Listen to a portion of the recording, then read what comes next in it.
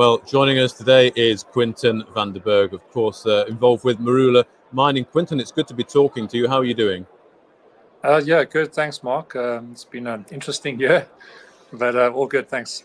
Yeah, an interesting year. I mean, I'm at Resourcing tomorrow. We're doing a quick interview here just from the end of the conference here. The vibe I've been picking up is definitely it's been quite a tough year for the markets, but we are seeing green shoots. Some quality prices are holding up. Copper, of course, which of course Marula is very heavily involved in, is going to be a hot commodity going forward. Definitely picking up on that. Uranium, of course, I know with NEO, and of course from your point of view from the AUO fund. Before we talk about some of the Marula value proposition here, I just want to get an idea of where you're at with the AUO fund, how that's going at the moment. So yeah, I mean, it's been a slow progress this year. As we spoke last time, it's been a very extensive DD process that we've had to go through. Unfortunately, those hoops are never easy with mining because there's 100 regulatory things we have to go through, and obviously do a lot of refresh on a lot of the feasibility studies and stuff. So because we have 16 metal projects in AUO, it's not a small portfolio to have to work through. You know, we've set timelines. We've missed a few of those timelines, and not to the fault that it's just a lot of work, a lot of consultants working on it from different angles. And yeah, just trying to take each project for project now and trying to make sure we can optimize on the opportunities in front of us. Making sure the top 6-7 projects and those projects specifically, talking as you just mentioned, Marula and NEO are really a big key focus of ours at the moment. The independent projects outside of that are different. And of course, they're a lot larger scale projects that are taking even longer to go through those DD processes. But once those are tied up, and we do believe in the first quarter to second quarter, we should be there. I'm not going to be over optimistic. I'm going to be more realistic about our understanding of what we've gone through this year. And just, you know, a lot of the hoops you've got to go through from a fund perspective. And, you know, it's kind of more stringent than a bank, to be honest with you. So, yeah. Okay, so maybe Q1, Q2 closing on those deals, and really then that can start accelerating or opening the dam, let's say, for everything that's going on with the fund. Yeah, I mean, you've got to remember that irrespective to the fund, we're continuing. We're optimizing on opportunities in front of us, like Blesberg operations are moving forward. You know, it's fully funded from an equipment point and plants point, so everything's there on site, which is good. We're looking at our feldspar and tungsten and a whole bunch of byproducts, which we said the reason why we took so long is that we discovered a lot more on the actual Blesberg project. And knowing how large that project is, you know, it's going to be one of our biggest projects in a multi sort of commodity basket. So that's exciting. Then over to Kinusi, you know, we've always been excited about that. We've done our SkyTems, we've done our understanding of what type of copper project that is. And as you know, everybody's after copper. I think we're sitting on a literal gold mine when it comes to Kinusi and what we are going to be doing.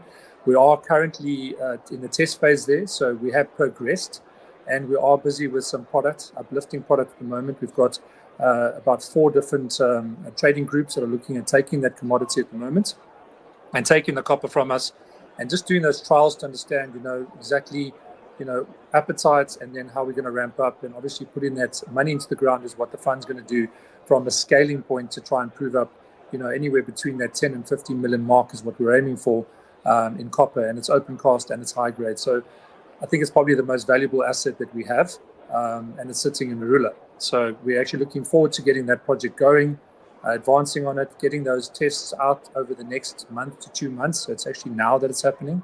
So, you know, you're going to see those results being announced by Jason. There's a lot of progress on Marula. Like I said, even on Larisoro and manganese, you know, we've sold some product already. We've done some testing there already. So all 4 of the projects that were our key focus, we've already done test work. So, you know, we have progressed quite nicely without even pumping the big cash into it, without taking the big drill programs. You know, then you're talking about a different tiered mining company here. You're talking about a much different evaluation, and I'm actually quite excited. I was speaking to Jason about it this week, saying, you know, we're a little bit behind in the context of the fund coming in, but not a little bit behind in Marula in the context of what Jason has brought forward and what we've been able to do with the funding we've put in so far. So, you know, there's been money put in every month, and we've made sure that operations progress, and we've also made sure that we also understand the commodities that we're going to be getting ourselves into, and making sure that not only working with the right mining companies, but obviously the trading groups as well that are able to take volume once we do scale. So, manganese, copper, feldspar, lithium, tungsten, we've pretty much got a very nice suite of assets. And like I said, it's actually gone a lot better over the last couple of months on advancements and test work. And that's kind of like what large scale groups do over a period of 5, 6, 7 years, right? So I don't think Marula's behind any curve at the moment. I think they're right where they should be. I think the work that's been progressed on it is exciting. And like I said, next year is definitely the year for Marula to start coming out and proving itself. We were supposed to do that 6 months ago, with the fund money being a lot more aggressive. The only thing the fund's going to do is sort of accelerate what we're currently already doing. So we're doing it on a small scale. We're testing it. Everything's looking good. And now it's going to be down to the funding of the plants and the specific drill programs to extend the projects, extend the reserves to be worth a lot of money. I mean, if you look at Marula on the open market, if it wasn't listed, it's highly undervalued, in the context of what we're sitting with in assets. And we just need to go out there and prove it. Again, I've always said it, it's talk is cheap, and we have to make sure that we bring results and profits as well. So Jason's very, very attentive about that, and he's making sure that each of these operations are going to start showing results in turnover and profits over the next couple of 1-2 quarters. And that's going to prove that Marula's on the right track. So we're all excited about that. Well, you've said that a couple of times. You said you're quite excited looking at a much different valuation in the not too distant future. You're not behind the curve, and next year's the year where you're really going to start delivering. Of course, in this space, things do take longer than everyone hopes for. Funds take longer to close. Of course, exploration projects always takes longer. But I've got to say, I've got to say as well, I mean, with all due respect, a lot of the guys that are in the space, they are either raising to explore and trying to just keep that momentum. We're trying to mine. We've always been that same principle of saying, listen, we're a mining company. We want to get in, mine the commodity, get it out, and make a profit yield, right? And we haven't been able to do that on a large scale, but we are doing that on a small scale. So the nice thing is that, when Jason comes out with his announcements that, we're working on the manganese, we're selling manganese, we're selling copper, we're selling feldspar in the first and second quarter of next year, it's a very different picture, smaller, but a very good picture as a story all in all. Okay, good. Well, thank you for that, Quinton. Just a final thought. I mean, the Marula Mining share prices obviously come off quite a bit, and that's really all that matters to shareholders, existing shareholders in the company here. Why do you think that is? I mean, you've done your due diligence. You're not going to get involved, I would assume, with projects that are not hitting quite high criteria for yourself. Why do you think?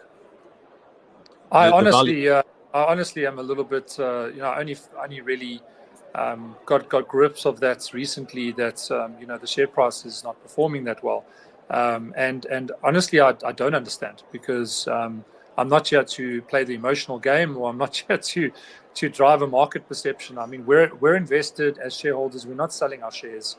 We're there to still put the fund in. We're there still to develop these mines, and I want to get in there to provide profits for everyone. So at the end of the day, it doesn't make sense for me.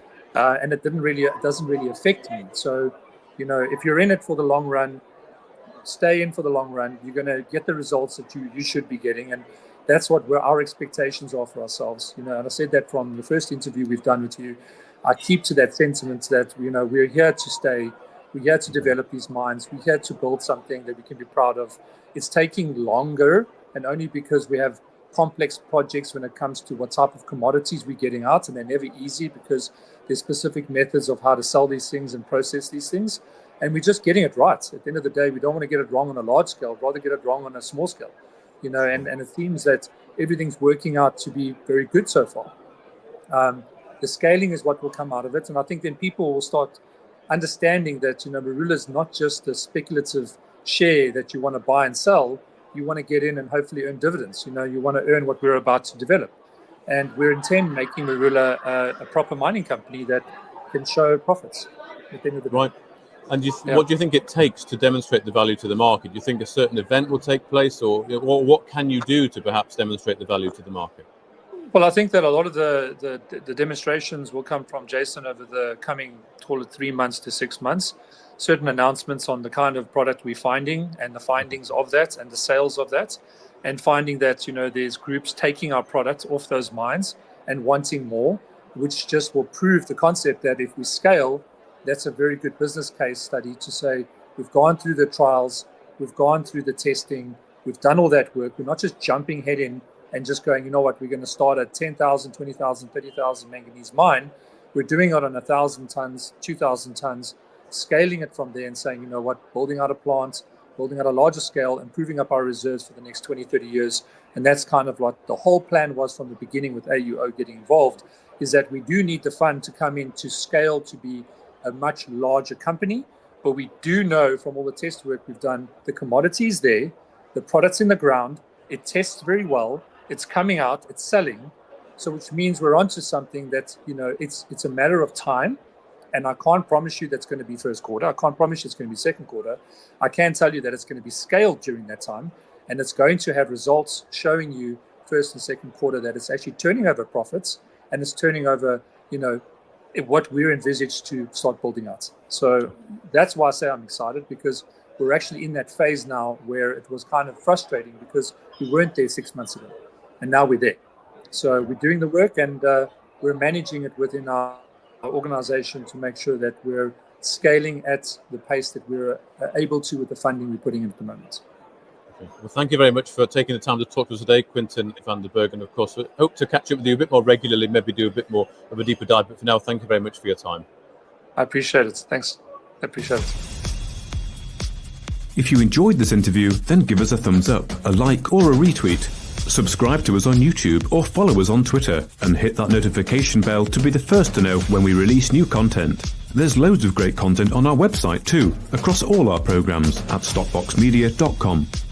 Thank you for watching.